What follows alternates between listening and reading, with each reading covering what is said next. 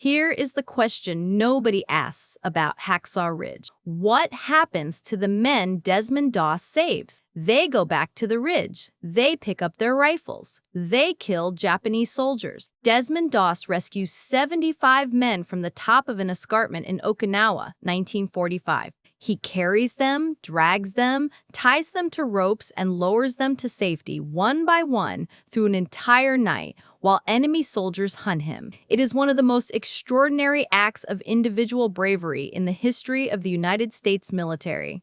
The Congressional Medal of Honor, the film, the legacy, all of it real, all of it earned. And when those 75 men recover, when the medics stitch them back together, when the morphine wears off and the bandages come off and their legs work again, they return to the battle. They return to Okinawa. They return to the Pacific Theater. They pick up weapons and they kill. Every single one of them, authorized by their commander, encouraged by their country, cheered by their families back home, and enabled, fundamentally enabled by the pacifists with no gun who refused to let them die on that ridge. This is the central paradox of Hacksaw Ridge, the one the film spends 2.5 hours carefully, elegantly, almost artfully, not asking. The film wants you to see Desmond Doss as a symbol of nonviolence. It wants you to leave the theater moved by his refusal to carry a weapon, inspired by his conscientious objection, elevated by his faith. It wants you to think you've watched an anti-war film, a religious film, a film about the courage of the dissenter. You haven't. You've watched something far more interesting and far more disturbing. You've watched Mel Gibson construct the most effective argument for American military violence in the history of cinema, using, as his primary weapon, a man who refused to hold one. Let's be precise about what's actually being argued here. This is not a claim that Hacksaw Ridge is secretly pro-war in the crude, jingoistic sense of Top Gun or the Rambo series. It's a far more sophisticated charge. The film doesn't glorify violence through spectacle alone, though it does that too. It doesn't simply wave flags and play John Philip Sousa, though the DNA of that instinct is woven into every frame. What Hacksaw Ridge does, what makes it genuinely radical as a piece of ideological filmmaking, is use the moral authority of a conscientious objector to retroactively sanctify the war he refused to participate in directly. Think about what Doss's presence on that ridge actually accomplishes. He saves men, those men fight, the Americans win. The film ends triumphantly, with the battle won, the enemy routed, the flag metaphorically planted. And hovering over all of it is the theological implication that cannot be escaped once you look for it. God was on the side of the Americans. God proved it by protecting his servant Desmond. God protected Desmond so that Desmond could save the men who were doing God's work with rifles and grenades. The chain of divine endorsement runs from Doss's prayers directly to the American military victory. The pacifist isn't a critique of the war. The pacifist is the war's most powerful advertisement. Most critics saw the obvious tension in the film and left it at that.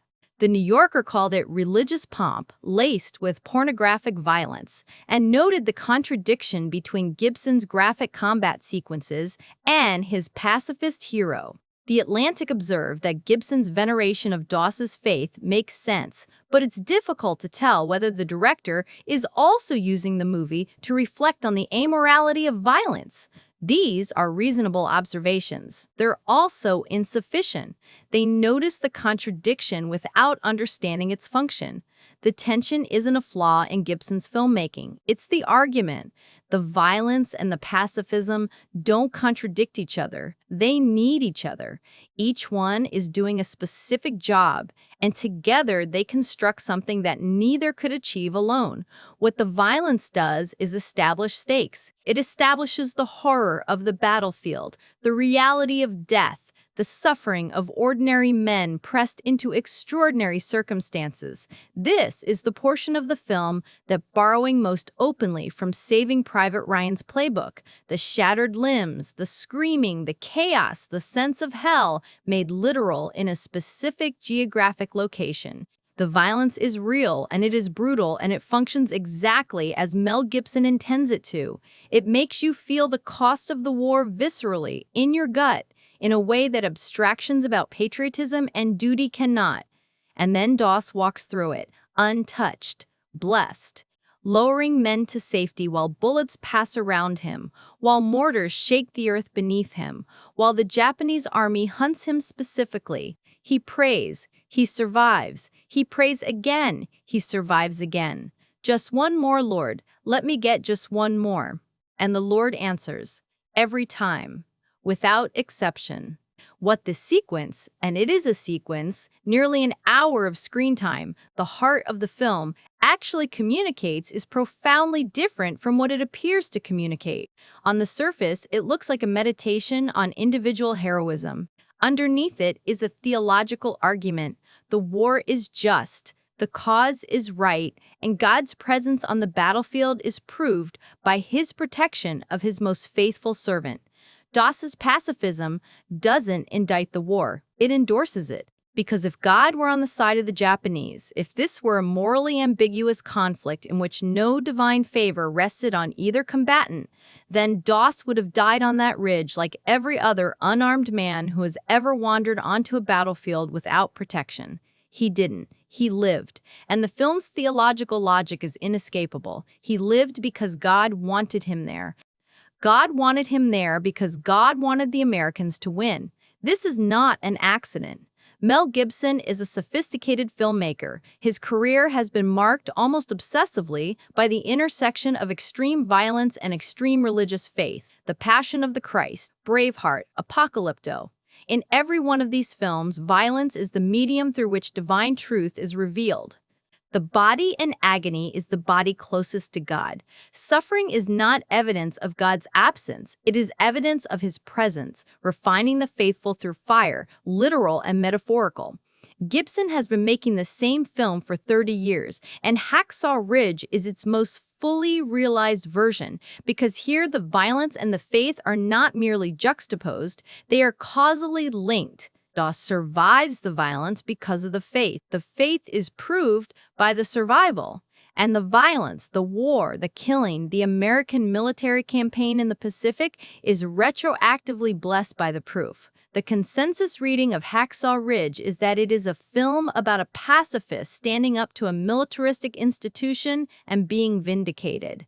That reading is comfortable, unchallenging, and almost entirely wrong. The film is not about a pacifist triumphing over a war. It is about a war being triumphed over by God, with a pacifist as the visible sign of divine favor. Doss is not a critique of the military. He is the military's greatest possible argument. He is what war looks like when God approves of it. This matters in 2026 in ways that are almost too obvious to state.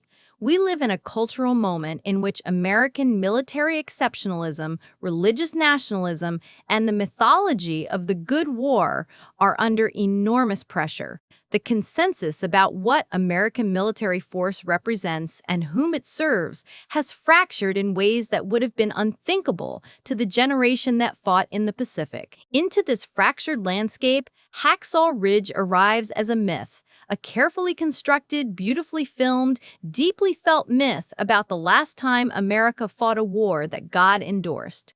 The last time the cause was unambiguous. The last time the violence was holy. This essay argues that the film's genius lies precisely in its use of the conscientious objector figure to make that argument. You cannot make a straightforward pro-war film anymore.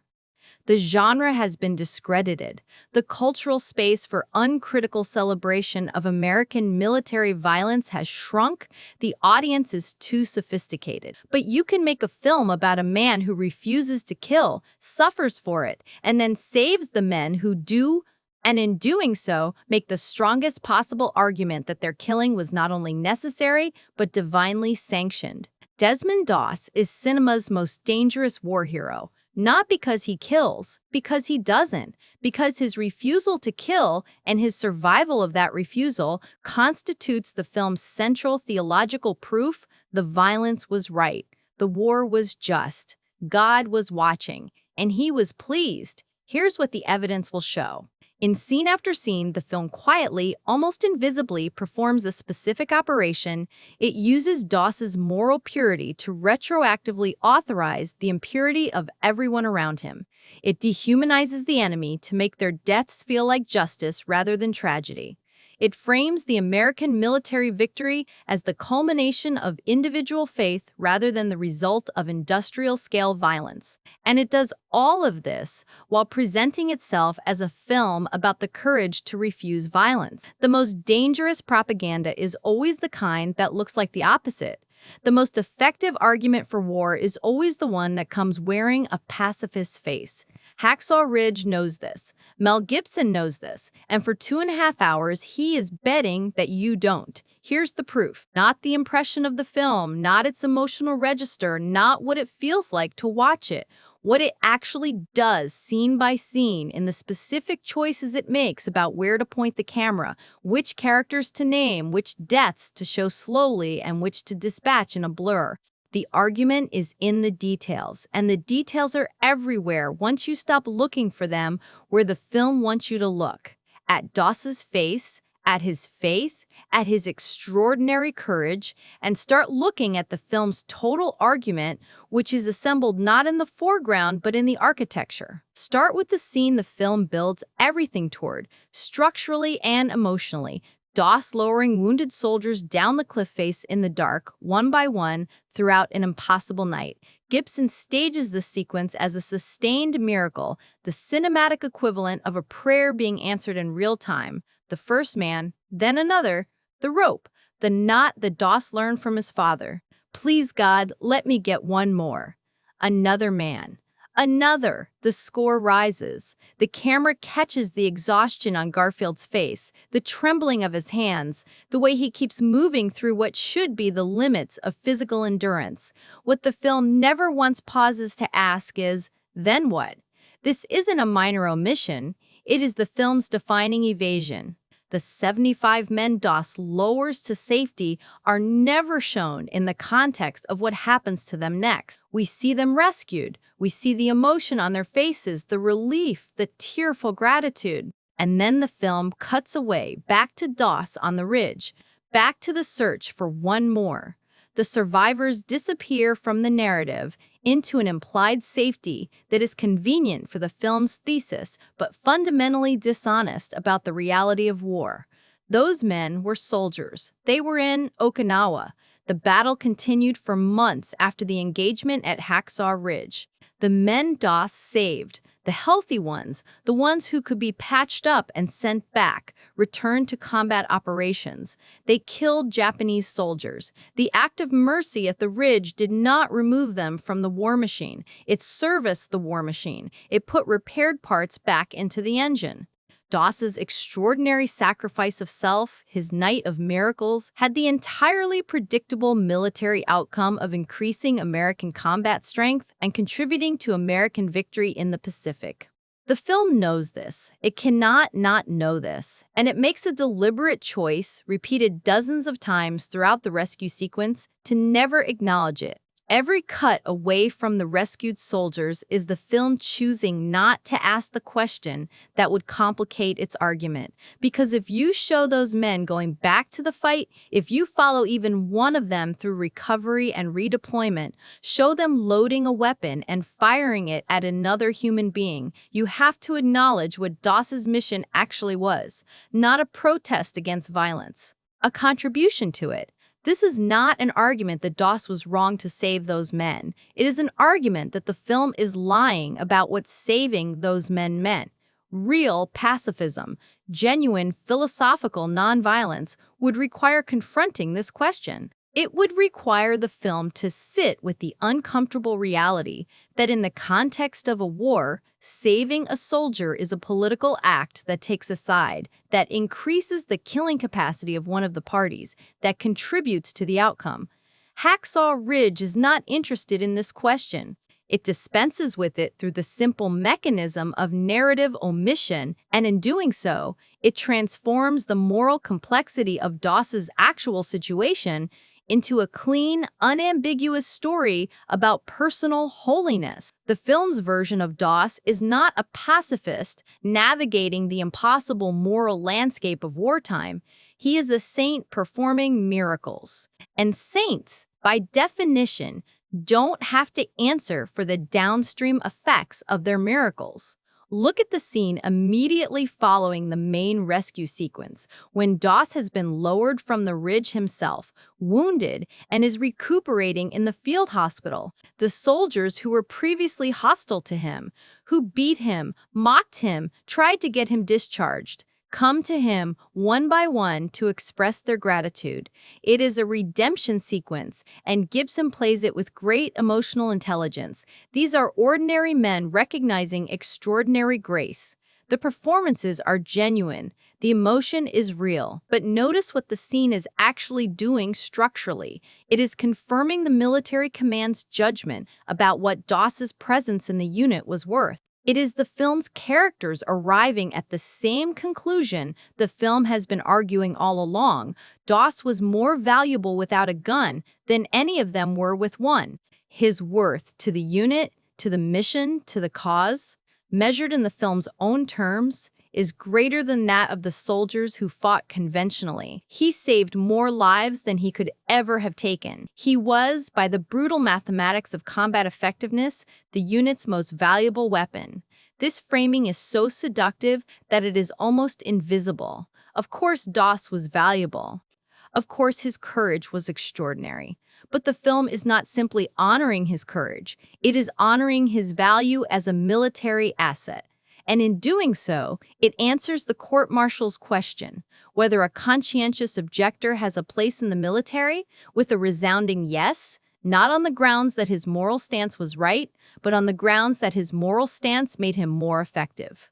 The argument the film is making is not, conscientious objection is morally valid. It is, conscientious objection can serve military objectives. These are completely different claims, and Hacksaw Ridge consistently presents the second while pretending it is making the first. The film's treatment of Japanese soldiers is one of the most under-examined aspects of its ideology, and it is one of the clearest windows into what the film actually believes about violence. The Americans in Hacksaw Ridge are individuals. They have names, they have families. The film's early sections exist precisely to establish this. We know Smitty Riker's skepticism, Vito Ranelli's bravado, the sergeant's hidden compassion. We watch these men train, joke, quarrel, fear. When they die on the ridge, they die as specific human beings, and the camera records their deaths with a terrible intimacy. Gibson wants you to feel every American death. He wants the weight of each lost life to land on you individually, to accumulate into something vast and tragic. The Japanese soldiers are a force of nature. This is not an exaggeration. Watch the film again with this specific question: how many Japanese soldiers are shown as individual human beings before they are killed? The answer, with one or two brief exceptions that serve primarily to make the carnage feel more real rather than to humanize the enemy, is essentially zero. The Japanese soldiers exist in the film as a tactical problem, a physical threat, a source of screaming and charging and death. They move in masses. They die in masses. They are, in Gibson's framing, an environment of danger rather than a collection of people. This is not a peripheral aesthetic choice. This is central to the film's ideological project, because if the Japanese soldiers were individuals, if the film showed their fear and their humanity with the same care it lavishes on the Americans, then their deaths would have to be mourned. Not celebrated necessarily, but mourned, acknowledged as tragedy. And the instant you mourn enemy deaths, you have introduced the possibility that the war itself, and by extension the violence it requires, is morally ambiguous. You have introduced the possibility that God might not be entirely on one side. The film refuses this possibility at every turn. The Japanese are presented, with very few exceptions, as either fanatical aggressors or undifferentiated victims of American military superiority. priority. Their deaths are spectacle. They happen quickly, in the background, often in slow motion that renders them beautiful rather than tragic. Gibson's camera lingers on American deaths with sorrowful intimacy. It sweeps across Japanese deaths with the aesthetic detachment of a nature documentary filming a flood. There is one moment that breaks this pattern and is worth examining precisely because of how quickly the film moves past it. During Doss's rescue sequence, he encounters a Japanese soldier, young, wounded, delirious, and treats him. He bandages the enemy. He shows him the same care he shows the American. For a brief moment, the film seems to acknowledge its own dehumanization of the enemy, seems on the verge of asking the hard question it has been avoiding. And then it moves on. The Japanese soldier disappears from the narrative. The gesture is noted and discarded. The film's structure cannot accommodate what that moment implies, that the men on the other side of the ridge were also human beings, also soldiers following orders, also dying in ways that deserved mourning, because to accommodate it fully would be to destabilize the theological argument. If both sides had God's favor, God was nobody's ally. If both sides had God's enemies, God was absent. Either conclusion destroys the film's central claim. So the Japanese soldier is bandaged and forgotten, a single humane gesture that functions as a fig leaf over the film's systematic dehumanization of the enemy. See?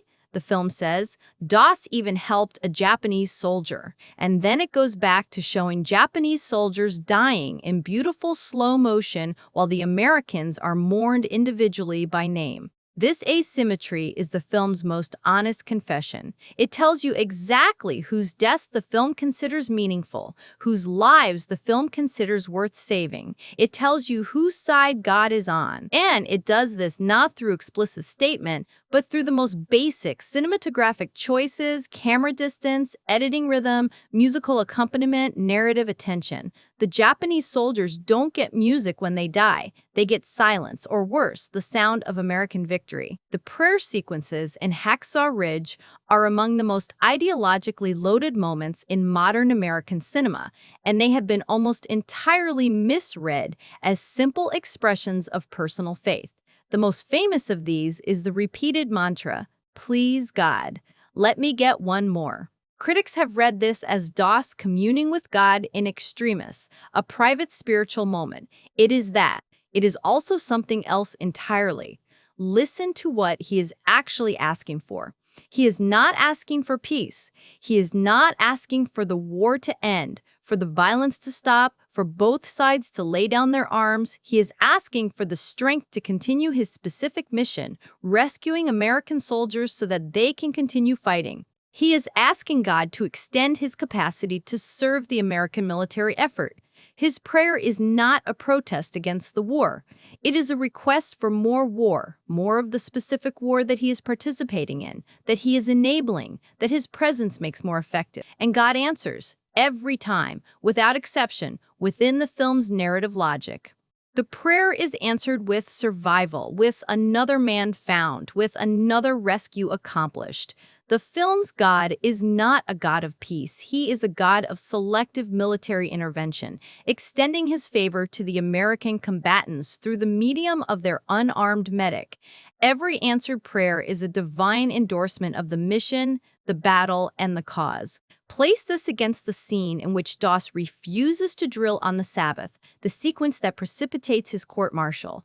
The film frames this as Doss prioritizing his faith over military orders, and it is that.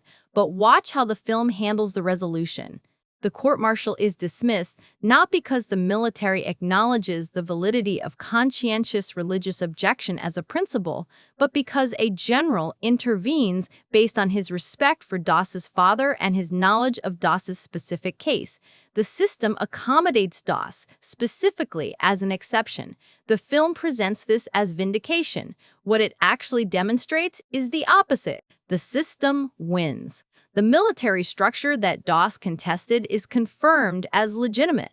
It just happens, in this exceptional case, to also be charitable enough to accommodate genuine faith. The court-martial sequence, which audiences read as anti-authoritarian, is in fact profoundly authoritarian. It ends with Doss submitting to military authority, putting on the uniform, and going to war.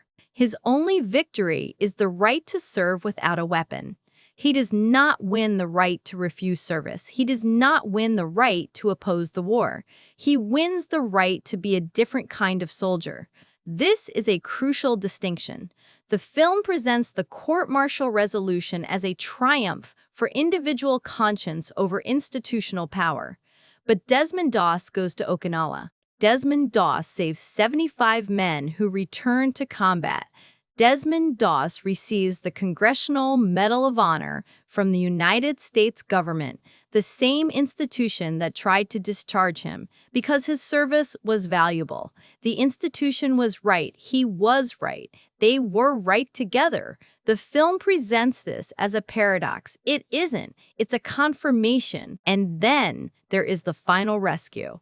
The scene in which Doss himself is wounded and his fellow soldiers carry him from the ridge, him insisting they go back for one more, even as he bleeds. The Christ imagery here is not subtle. The wounded man borne by others, the sacrifice that enables the community's survival, the grace that flows from the one who gives everything.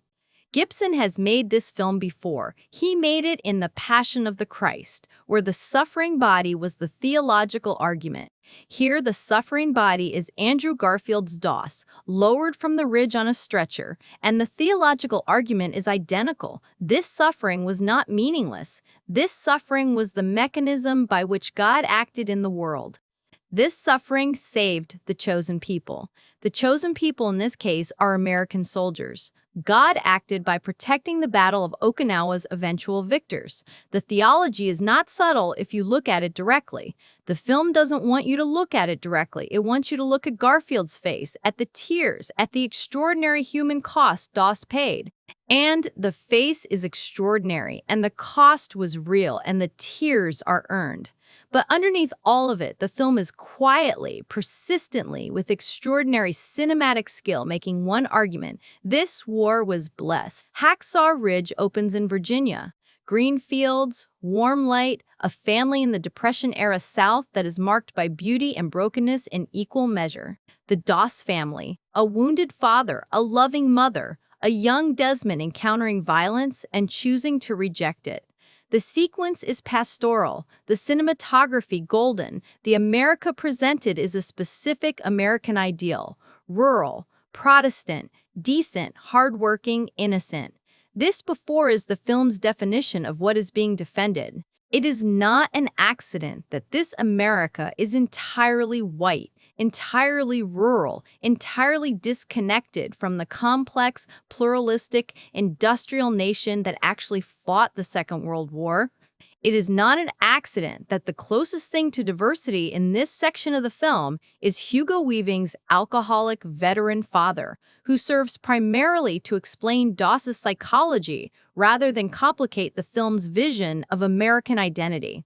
The America worth saving in Hacksaw Ridge is a specific, carefully curated, mythological America. The America of Norman Rockwell paintings and Protestant hymns and front porch courtship and small-town decency. The war section of the film then presents the enemy of this America, not fascism as an ideology, not Japanese imperialism as a geopolitical force, but physical chaos and monstrous violence that threatens the beautiful world we have seen. The implicit argument is architectural: that beautiful world is worth the violence required to defend it. The transition from Virginia to Okinawa is the film's thesis, made visual. This is what we have. This is what threatens it. This is what protecting it costs. And Doss walks through the cost untouched by God's grace, carrying the beautiful world on his stretcher, one wounded soldier at a time, back to safety. Back to Virginia, back to the golden fields and the Sunday church and the girl with the nurse's uniform and the smile that launched 1,000 acts of bravery. The evidence is unambiguous. Scene by scene, choice by choice, Hacksaw Ridge constructs not an anti-war film, but the most theologically sophisticated pro-war argument in American cinema. It does this by finding the perfect avatar, a man whose moral purity is so complete that his participation in the war machine sanctifies everything around him. He is the alchemy that turns military violence into something that can be watched and cheered and wept over without guilt.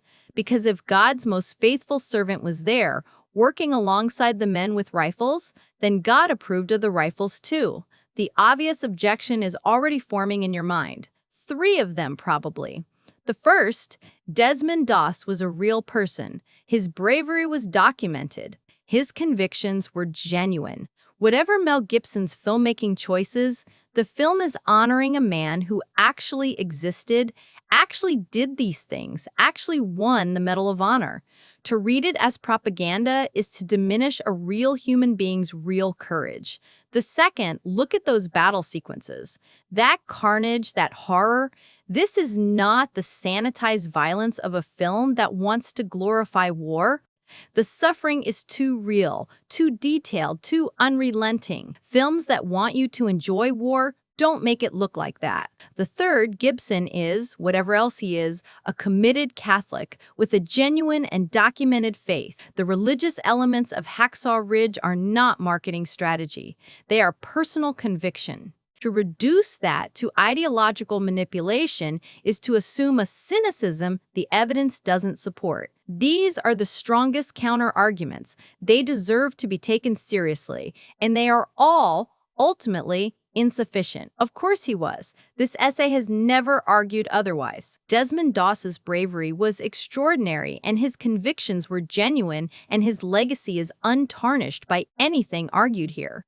The argument is not about Doss. The argument is about what Gibson does with Doss, the interpretive frame the film places around his life, the theological and ideological argument it constructs using his story as raw material. Here's what the argument requires us to acknowledge. The real Desmond Doss was not a simple figure. He was a Seventh-day Adventist pacifist who believed in the Sixth-day Adventist interpretation of divine commandment, "Thou shalt not kill," with a literalism that extended to refusing to even touch a weapon. His faith was specific, doctrinal, rooted in a particular theological tradition that many of his fellow soldiers, let alone his commanding officers, would have found bizarre and incomprehensible. He was, in the context of 1945 American military culture, a genuine radical. The film does not show us this radical. It shows us a saint. The distinction is critical.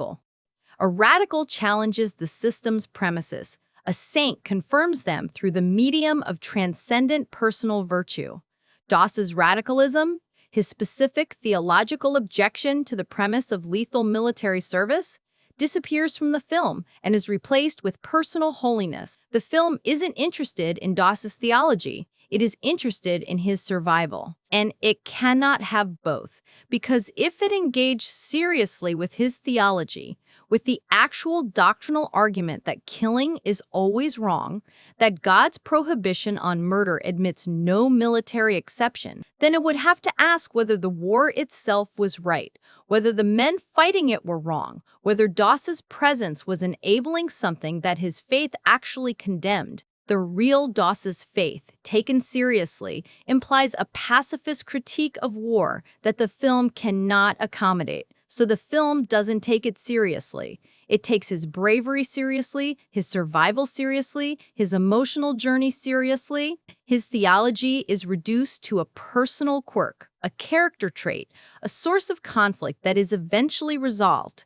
Not by the war ending, not by Doss winning anyone over to pacifism, but by Doss demonstrating that his specific approach to war service was effective. Furthermore, the film takes significant liberties with the real Doss's family in ways that reveal its priorities. The real Thomas Doss, Desmond's father, issued a formal objection through the Doss family estate following the film's release because his portrayal in the film was so divergent from the historical record as to be slanderous. Hugo Weaving plays Tom Doss as a violent drunk, a broken veteran who nearly murders his wife at gunpoint in front of his sons, a figure of failure and dysfunction who serves primarily to explain his son's psychology and establish a stark before-after between damaged masculinity and redeemed masculinity. The real Thomas Doss was not this person. His characterization was dramatically distorted to serve the film's narrative needs, specifically to establish the contrast between war's damage and Doss's transcendence of that damage. Gibson needed a broken father to make the son's wholeness more luminous. He needed the shadow to make the light visible. And in doing so, he did to Thomas Doss exactly what the film does to the Japanese soldiers. He reduced a real human being to a narrative function, a supporting argument in the construction of his hero. This is the most seductive counter-argument and requires the most careful dismantling. Critics argue and audiences feel that the graphic violence in Hacksaw Ridge is itself an anti-war statement. The argument, films that want audiences to embrace war, make it look exciting, heroic, clean. Films that want to indict war make it look like what it is, bloody, chaotic, horrific. By that logic, the more realistically violent Hacksaw Ridge is, the more anti-war it must be. This logic is wrong. And the clearest evidence that it is wrong comes from looking at who is shot in close-up during the violence and who is shot from a distance. American deaths are intimate. They are filmed with extraordinary care. The camera close to the faces, the sound design detailed, the editing slow enough to make each individual death register. The film wants you to feel every American who dies. It wants their deaths to accumulate into a weight of tragedy. Japanese deaths are spectacle. They happen at speed, they happen in numbers, they happen in the visual language of action cinema. Dynamic, propulsive, aesthetically satisfying. The slow-motion sequences during Japanese charges are not filmed with sorrow. They are filmed with something closer to awe. The bodies flying backward, the limbs, the chaos. It is the visual grammar of power, of force, of a military machine in full operation. It is beautiful in the way that expensive action choreography is beautiful. Now, who is meant to feel the weight of the violence? The American audience watching American soldiers die in close-up. Who is meant to be awed by the violence? The American audience watching Japanese soldiers die cinematically. The violence is horrific for the right people and spectacular for the wrong ones. This is not anti-war filmmaking. This is sophisticated war filmmaking that has learned from anti-war filmmaking, that has absorbed the lesson that visceral combat violence makes war feel real and serious, while retaining the fundamental asymmetry of traditional war cinema.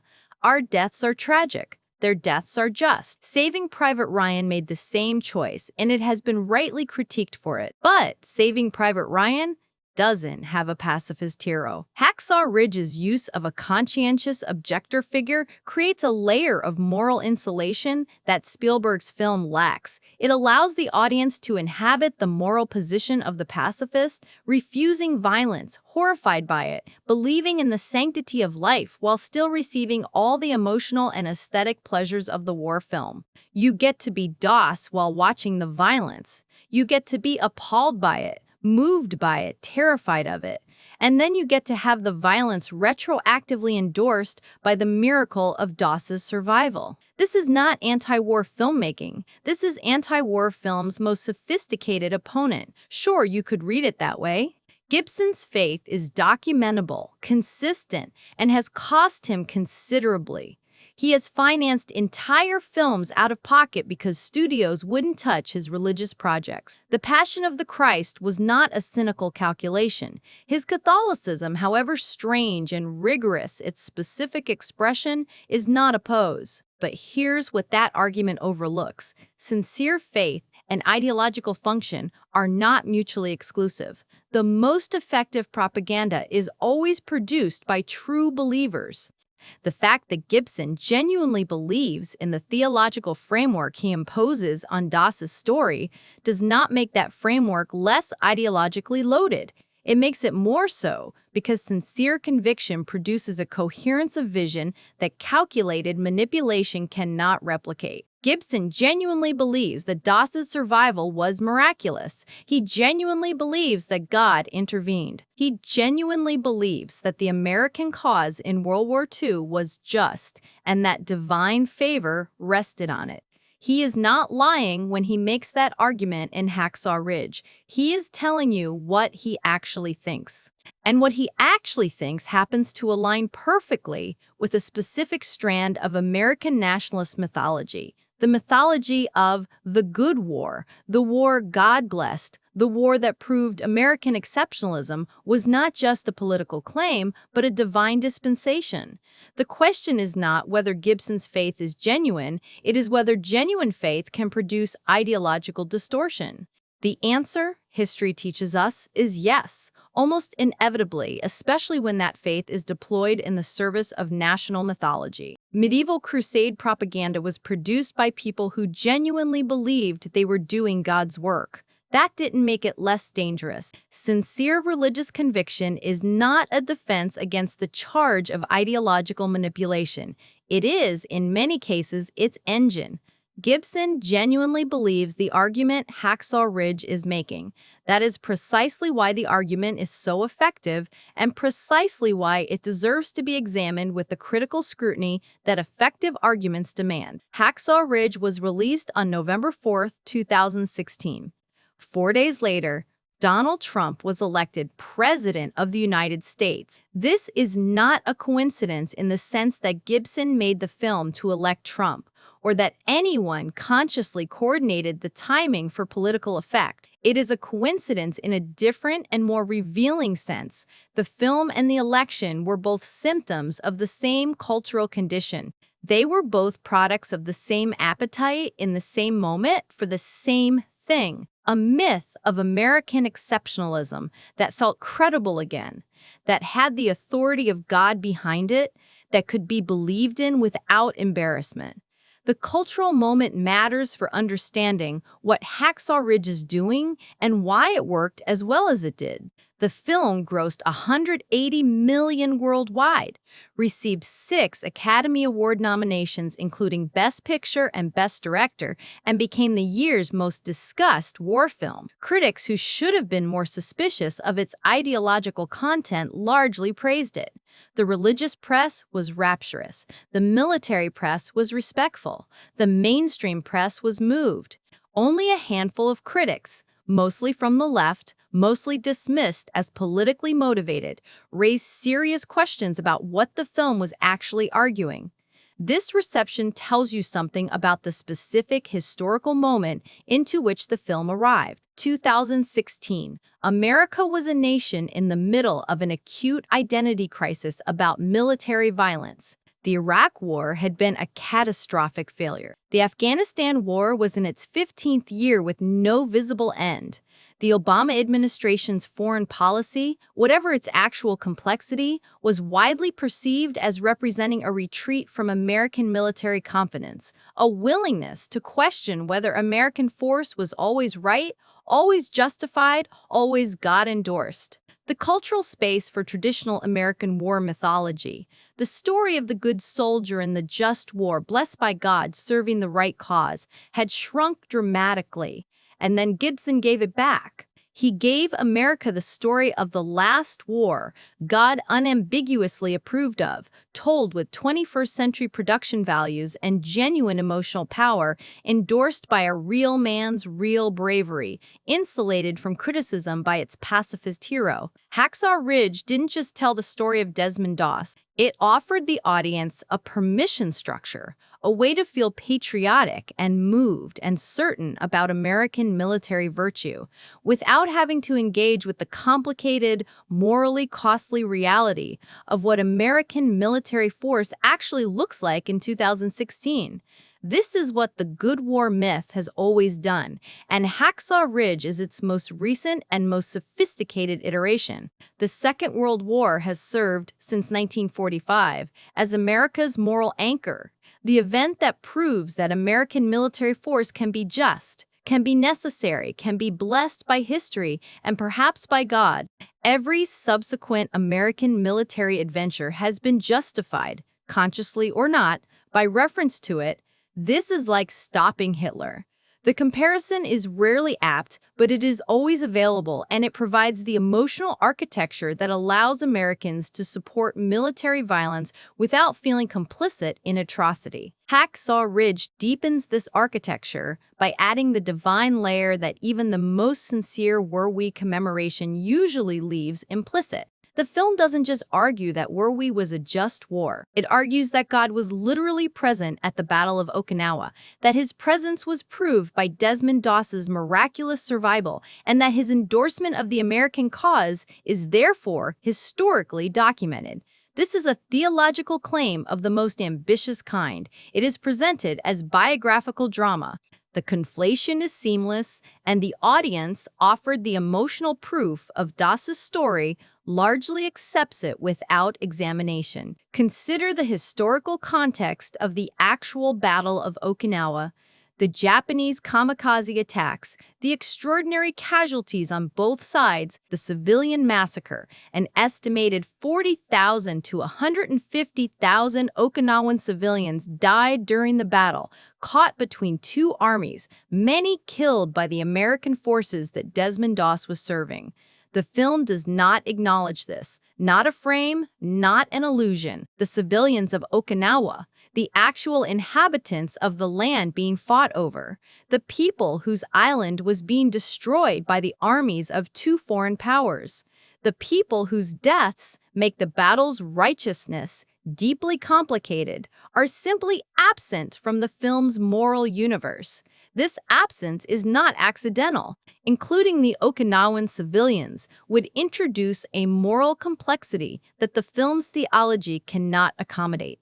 You cannot argue that God endorsed the American victory at Okinawa if that victory required the deaths of tens of thousands of civilians who were neither American nor Japanese combatants. You cannot use Desmond Doss as proof of divine favor for a military operation that, examined historically, has the moral complexity of virtually every military operation in history. So the civilians vanish. The war becomes clean. The ridge becomes the entire world, and in that world, the only people who matter are American soldiers being saved and Japanese soldiers being killed, and both operations are presented as part of God's plan. The philosophical framework underlying this erasure is what historians and cultural critics call American exceptionalism, the belief, usually implicit in American culture and occasionally explicit, that the United States occupies a special place in divine providence, that its military actions are therefore categorically different from those of other nations, that the violence it exercises is redeemed by the nature of its cause. This belief has been embedded in American culture since the Puritan concept of the city on a hill and has served consistently and with devastating effectiveness to insulate American military violence from the moral scrutiny that would be applied to any other nation's use of force. Hacksaw Ridge does not invent this framework. It inherits it, refines it, and updates it for a 21st century audience that is sophisticated enough to recognize crude jingoism but susceptible enough to the particular combination of genuine bravery, authentic faith, and skilled filmmaking that Gibson offers. The film is not making a new argument. It is making a very old argument with new tools. Mel Gibson's personal history is also directly relevant here, and not in the way that it is usually invoked as a source of disqualifying scandal. Gibson's 2006 DUI arrest, during which he made anti-Semitic remarks, and his subsequent career exile, created a narrative around his return to directing with Hacksaw Ridge that was almost entirely personal, the comeback story, the redemption arc, the artist proving his worth after disgrace. This framing was deeply convenient for the film because it made the critical question, is Mel Gibson redeemed? Rather than, what is Mel Gibson arguing? It displays scrutiny of the film's ideology onto scrutiny of the director's biography, which is exactly the kind of misdirection that allows ideology to operate unchallenged. Gibson's specific theological commitments are relevant because they shape the film's vision. He is a traditionalist Catholic, which means he practices the pre-Vatican II Latin Mass and holds theological views that the mainstream Catholic Church considers heterodox. His understanding of sacrifice, redemption, and divine violence is deeply specific. He has articulated it with varying degrees of coherence in multiple interviews and most explicitly in The Passion of the Christ. His theology holds that suffering has redemptive power, that God works through extreme physical sacrifice, that the body in agony is the body closest to the divine. Applied to Hacksaw Ridge, this theology produces a specific interpretive frame. The violence of war is not a human catastrophe to be lamented. It is the medium through which God's will is worked. Desmond Doss's suffering, the nights without sleep, the physical exhaustion, the wounds he eventually sustains, is the mechanism of his sanctification. The Japanese soldiers' deaths are not tragedies in this framework. They are the necessary violence through which God's chosen instrument, the American military campaign, achieves its divinely ordained purpose. Gibson doesn't present this explicitly. He doesn't need to. His theological framework does the work invisibly, producing a film that feels deeply spiritual while advancing an argument that his theology has already provided the architecture for. Comparative analysis clarifies what is distinctive about what Gibson is doing. Saving Private Ryan, made 18 years earlier, shares many of Hacksaw Ridge's formal choices: the graphic violence, the American heroism, the sacrifice of ordinary men, but differs in one crucial respect. Spielberg's film has no God. It has duty and love and the weight of inherited obligation, and Ryan's instruction from Miller, "Earn this," implies a moral debt that cannot be resolved through faith alone. The film ends with Ryan at the grave, wondering whether he has been worthy, and the answer is left genuinely open. Saving Private Ryan is not a film about God's approval of American military force. It is a film about the irreducible human cost of military force and whether that cost can ever be morally settled. Hacksaw Ridge answers the question Saving Private Ryan leaves open. Yes, the cost can be settled. God settles it. He settles it by protecting Desmond Doss, by making his survival miraculous, by demonstrating through that miracle that the cause was just and the violence was necessary, and the men who died did not die in vain. Hacksaw Ridge is what Saving Private Ryan becomes when you add God, and when you add God, you remove doubt, and when you remove doubt, you have not made a better film. You have made a more dangerous one. In 2026, the stakes of this argument are not merely academic.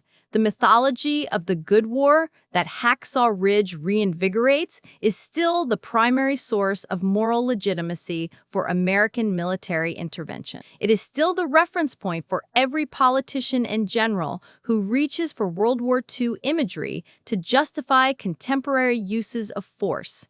The film feeds that mythology and makes it feel earned, specific, documented, and, most critically, divinely endorsed. It is a beautiful film. It is an extremely dangerous one. Why did Gibson shoot it this way? Not, what effect does this create? Not, how does this demonstrate mastery of the medium? Why did Gibson make these specific choices? And how do those choices serve the argument? That's the question that matters. And the answer across every major technical element of the film is the same. Every choice is designed to make the violence feel like testimony and the pacifist feel like proof. The craft is not in service of storytelling. It is in service of theology. The film's most fundamental craft choice is its two-act structure, and it is so obvious that its meaning has been almost entirely overlooked. Critics noted the split Peaceful Virginia first half, hellish Okinawa second half, and described it as a structural problem, the film feeling like two separate movies awkwardly joined. This reading misses what the structure is actually doing. The split is a theological argument about the nature of earth and heaven, the relationship between innocence and experience, the before and after of divine testing. Gibson is not making a narrative mistake by separating the film into two such distinct emotional registers. He is building a sermon in two parts. Here is what is beautiful, here is what threatens it, here is how God protects the beautiful through the medium of the faithful servant. The Virginia section of the film is not simply backstory. It is the film's definition of paradise, a specific American, rural, Protestant paradise, warm-lit and unhurried, full of courtship and family and small dignities. Simon Fraser's original music in this section is hymn-like in its simplicity. The camera lingers on faces and landscapes with the patience of a painter. The world Gibson creates is one that could be loved without irony, without qualification, without complexity. It is a world that deserves to be defended. The transition, prepared using Claude Sonnet 4.6. Thinking module, completed one step, continuing from module 5. Picking up exactly where the essay was cut, the transition to Okinawa is not a gear shift. It is a fall from grace, deliberate, total, disorienting. The color temperature drops. The music becomes percussive, dissonant, driven by urgency rather than beauty. The camera, which spent the first act lingering lovingly on faces and landscapes, now moves with handheld instability, cutting fast, refusing to let the eye settle. Gibson uses the full arsenal of modern war cinema grammar. Shaky frame, quick edit, sound design so aggressive it functions as physical assault, to create the sensation of paradise lost, of the beautiful world being consumed by something vast and impersonal. But here is the critical detail. The transition is felt as descent only from the American perspective. The film never asks what Okinawa looked like before the battle. It never establishes the island as someone else's paradise, as the home of actual human beings whose world was being consumed by the armies of two foreign powers. Okinawa in Hacksaw Ridge is not a place, it is a condition. It is what war looks like, and war is what happens when the beautiful world is threatened and the implicit moral architecture is already established before a single shot is fired. This destruction is the enemy's fault, and ending it is God's will. Two-act structure is, in this light, not a narrative choice, but a spatial theology. Here is the garden, here is the fall, here is the redemption through sacrifice. Gibson has made this film before. He made it in The Passion of the Christ, where Jerusalem served the same structural function as Okinawa, a place of violence and trial through which the divine plan is accomplished. The structural vocabulary is identical. The theological argument is the same. Only the setting has changed. Cinematographer Simon Dugan's work in Hacksaw Ridge deserves to be read as argument, not decoration. The lighting choices throughout the film constitute a consistent theological visual argument. Doss is lit in the light of grace, and the world around him is lit in the light of mortal contingency. In the Virginia sections, Doss is filmed in natural light that arrives from slightly above and behind him, a persistent, gentle luminosity that creates the impression of a halo without resorting to anything so blatant as an actual halo. It is the lighting language of religious painting, specifically of Catholic devotional art in the tradition that Gibson knows intimately. The light suggests favor. It suggests that this figure is seen, attended, watched over by something outside the frame. On the ridge, this lighting strategy becomes more striking because it is maintained against the visual logic of the environment. Okinawa at night, during a firefight, should be a place of darkness and chaos. In the sequences where Doss moves through the battle alone, the film maintains a quality of light on his face that has no natural source. The fires burn around him, the explosions create harsh, strobing light for everyone else, but Doss himself carries a consistency of illumination that reads as supernatural. He is lit, persistently and deliberately, as though someone is pointing a softbox directly at him in the middle of a war. This is a theological lighting choice. It is the cinematographic equivalent of the nimbus, the circle of light that identifies the holy figure in iconographic tradition.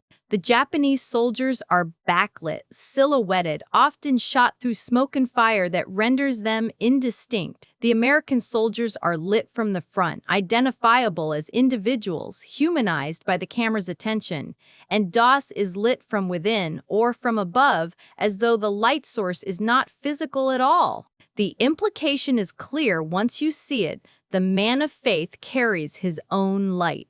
He is not subject to the laws of physics that govern the battle. He moves through chaos in a pocket of grace. And the camera records this not as coincidence or luck, but as visual fact. Here is what divine protection looks like when photographed.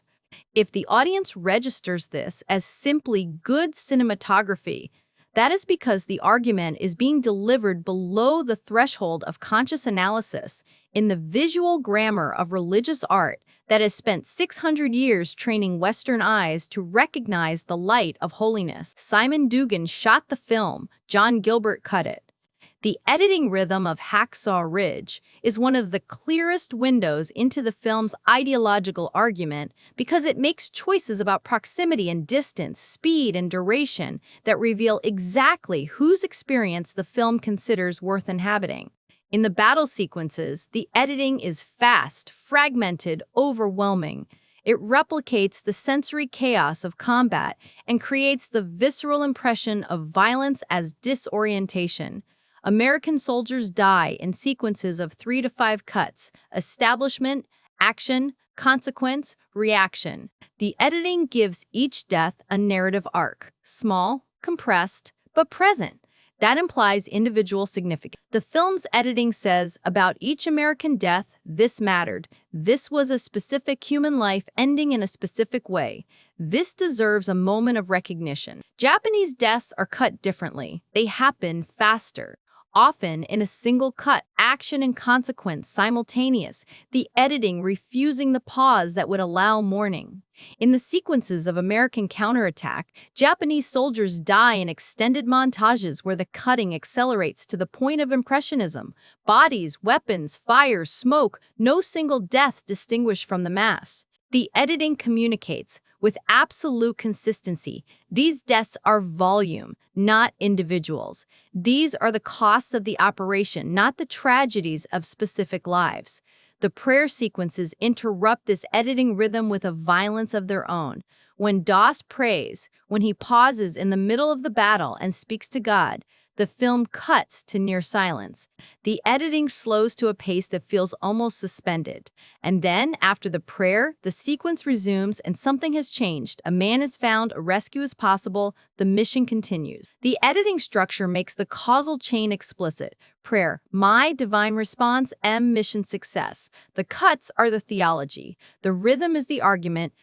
Watch specifically the sequence in which Doss ties his knot, the specific knot he learned from his father, and uses it to lower wounded men over the cliff. This is the rescue sequence's most repeated visual motif, and Gibson returns to it again and again with a consistency that is not narrative but liturgical. The hands, the rope, the knot, the descending man. The sequence is shot each time with the same unhurried 3-shot structure: close-up of hands, wide shot of descent, close-up of face below as the man reaches safety. It is a formal pattern repeated with the regularity of a ritual because it is a ritual. It is a sacrament.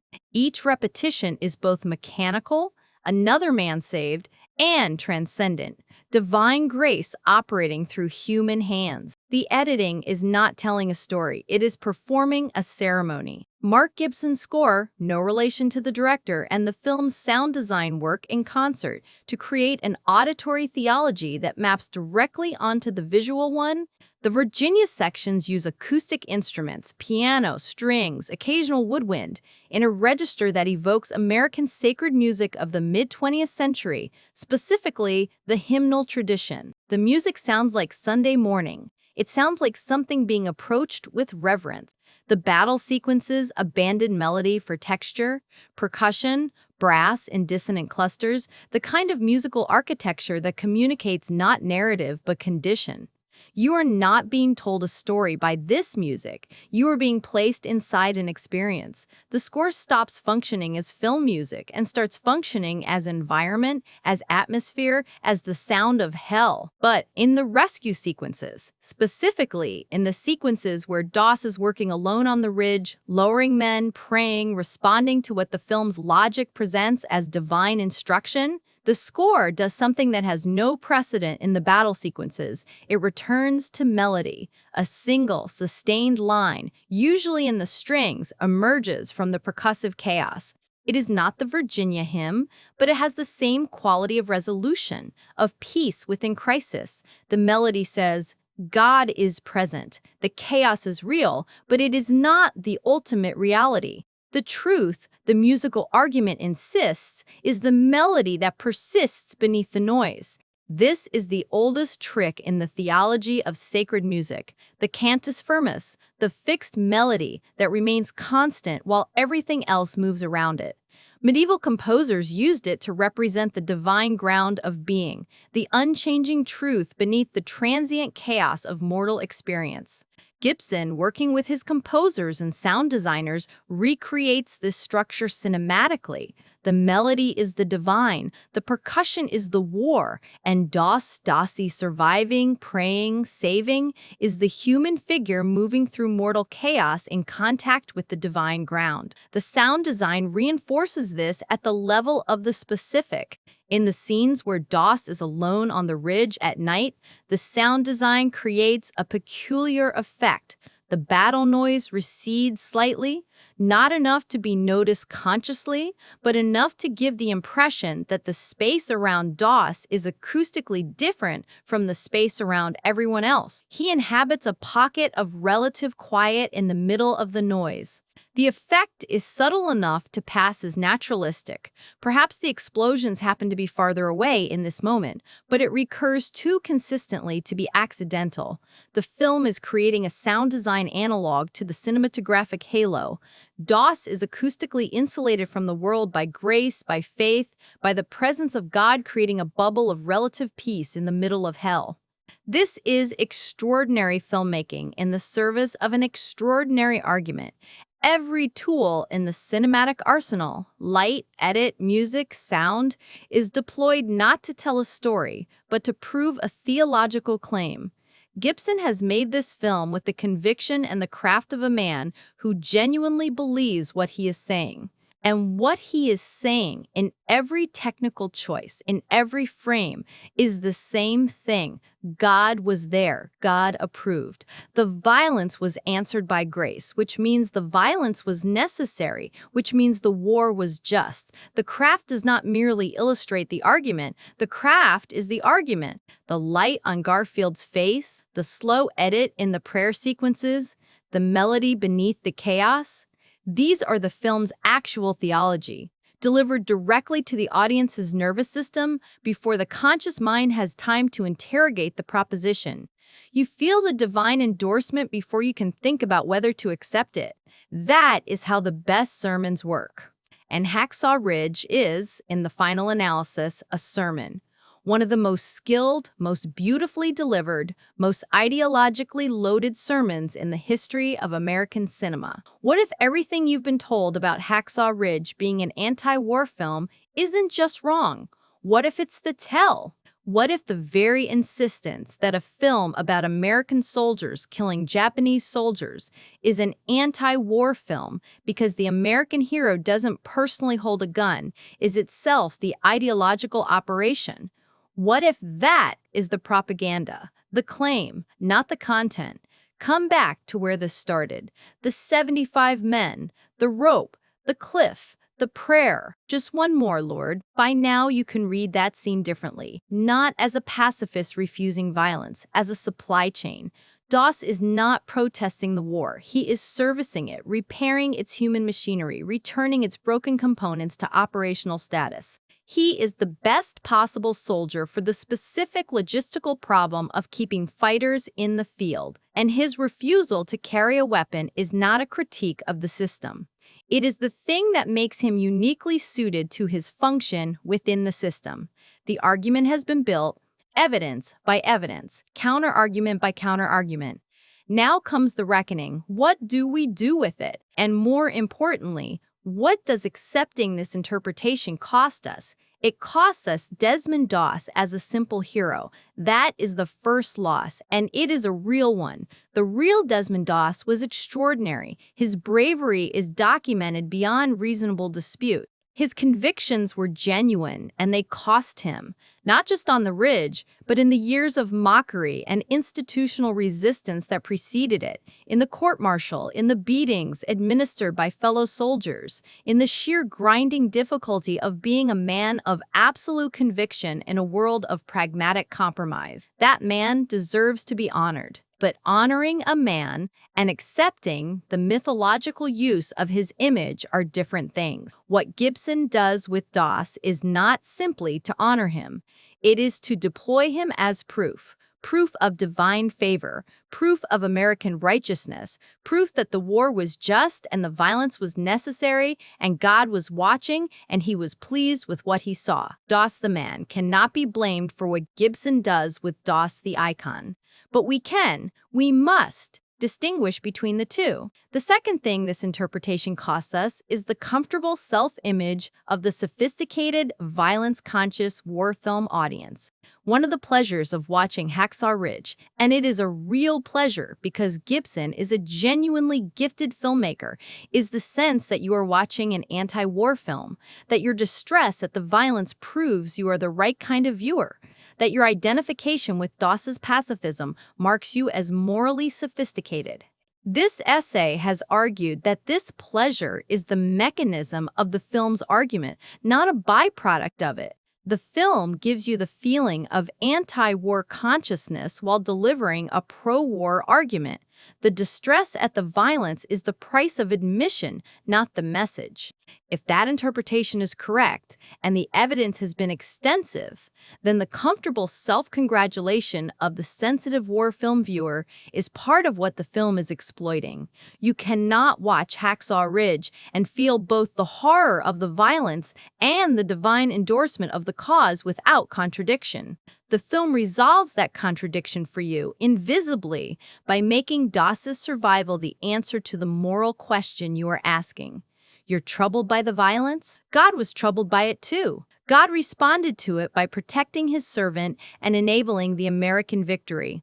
The discomfort is acknowledged and then absorbed into the theological framework that makes it mean the opposite of what it initially seemed to mean. This is the film's deepest operation, not the dehumanization of the Japanese, which is crude and visible once you look for it, not the erasure of Okinawan civilians, which is an absence more than an act. The deepest operation is the conversion of moral discomfort into theological confirmation. The violence disturbs you.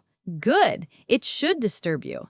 And the fact that it disturbs you, the fact that you are the kind of person who finds war horrific rather than exciting, is proof that you are the right kind of person to receive the film's real argument, which is that the war was worth the horror, that God thought so too, and that this specific horror was uniquely, historically, incontrovertibly justified. The third and most consequential thing this interpretation costs us is the mythology of the good war itself. And this is where the stakes become largest. Because Hacksaw Ridge is not just a film about 1945, it is a film about what 1945 is being used to mean in 2016 and after. The good war mythology is not merely historical, it is the primary moral infrastructure for contemporary American military policy.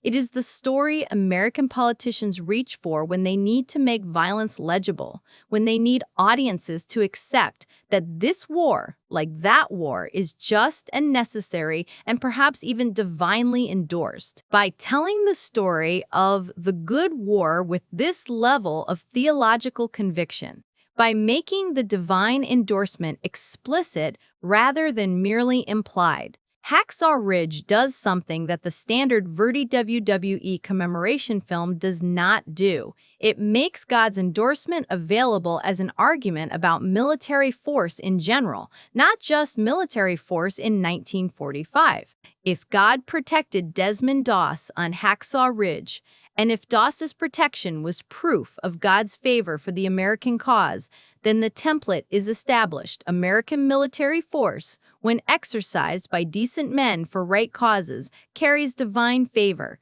The template is not limited to Okinawa. It is not limited to 1945. It is a transferable theological claim about the nature of American violence. This is why the film matters beyond its immediate subject. This is why a biographical drama about a man who died in 2006 fighting a battle that ended in 1945 is worth this much scrutiny in 2026, because the argument it makes is not a historical argument. It is an argument about the relationship between faith, violence, and American national identity that is as active and contested now as it was when the film was released. The mythology Gibson reinvigorated does not stay in 1945. It travels, it is traveling, and it is traveling with the authority of a story that appears to be about a pacifist, which means it travels with a moral authority that straightforward war celebration could never achieve. The counter-mythology, the reading of Hacksaw Ridge that this essay has tried to construct, does not deny Doss's bravery. It does not argue that the Second World War was not fought by decent men, that the Pacific Theater was not a place of extraordinary human courage, that American soldiers did not suffer enormously and sacrifice profoundly. All of that is true. None of it is what is being disputed. What is being disputed is the theological conclusion drawn from those facts. The conclusion that because Doss was brave, God was watching. That because God was watching, he approved. That because he approved of the Battle of Okinawa, he approves, in principle, generally, as a function of American exceptionalism, of American military force exercised by men of faith in the service of causes they believe are right. That conclusion does not follow from the evidence. Not from the evidence of Doss's life, not from the evidence of the actual Battle of Okinawa with its civilian massacres and its historical complexity, not from the evidence of the Japanese soldiers who died on that ridge and who were, by any standard of moral philosophy that admits to their humanity, people whose deaths were tragedies, whether they were enemy combatants or not. The evidence, examined honestly, leads not to divine endorsement, but to the observation that extraordinary things happen in wars, that individual human beings sometimes transcend the machinery of violence they are caught within, and that this transcendence is worth honoring without using it as a proof text for the machinery's righteousness. Doss's transcendence was real. The film's use of it is not honest. Here's what you should do with this. Coming out the other side of this argument, rewatch the film. Watch it specifically for the moments it refuses to show you. Watch for the men being lowered on the rope and then disappearing from the narrative. Watch for the Japanese soldiers dying without names. Watch for the Okinawan civilians who simply do not exist in Gibson's version of the battle. Watch for the prayer sequences and ask not, how moving, but what is being asked for. Watch for the light on Garfield's face and ask whose theology put it there and what claim that theology is making. And then ask the hardest question, who is allowed to be saved by a pacifist? In this film, who does Doss's mercy extend to? The Americans. With one brief, quickly discarded exception, the mercy is directional. It flows toward the soldiers of one nation, in service of one nation's military victory, under the protection of one nation's God. Real pacifism is not directional. Real non-violence, the tradition that Doss was arguably part of, the tradition of Gandhi and King and the Quakers and the Seventh-day Adventists who shaped his convictions, does not pick sides. It does not save some men so they can kill others. It does not operate as the supply chain for a specific army's campaign. It does not allow the fruits of its mercy to be claimed as divine endorsement for the particular military power that happens to employ it. What Doss practiced on that ridge was something extraordinary and something real. What Gibson filmed was something else. Gibson filmed American military violence receiving a theological endorsement it did not earn from a man whose actual theology might have refused to provide it, delivered to an audience primed by its own moral sophistication to accept it as the opposite of what it is. This is the reckoning, not with Gibson's skill, which is undeniable, not with Doss's bravery, which is documented, with what the film does with both, with the way it converts one man's extraordinary personal faith into a general theological claim about American military righteousness, with the way it uses the vocabulary of anti-war cinema to make the most effective argument for American war in a generation. Mel Gibson made a film about a pacifist to bless the bombs. He knew what he was doing. The only question is whether we know what we're watching. Go back to the ridge, watch again, not for the miracle, for the mechanism, and ask yourself, whose miracle was it, and what did it cost the people it didn't reach? The answer is, in every frame, Gibson chose not to shoot.